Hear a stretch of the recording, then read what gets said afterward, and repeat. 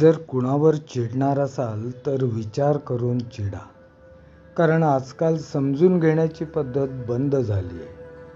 मेल्यावर माणूस चांगला होता असं म्हणण्याची प्रथा आहे. जिवंतपणी माणूस ओळखता येत नाही हीच खरी व्यथा आहे. आनंद त्यांना मिळतो जे दुसऱ्यांच्या आनंदासाठी स्वतःच्या आयुष्याचे अर्थ बदलतात.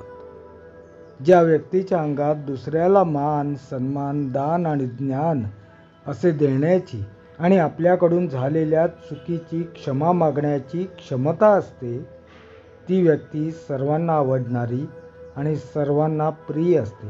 कारण या तिन्ही गोष्टी माणसाचा स्वभाव सांगत असतात.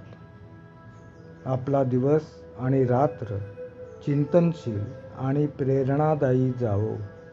श्रीराम.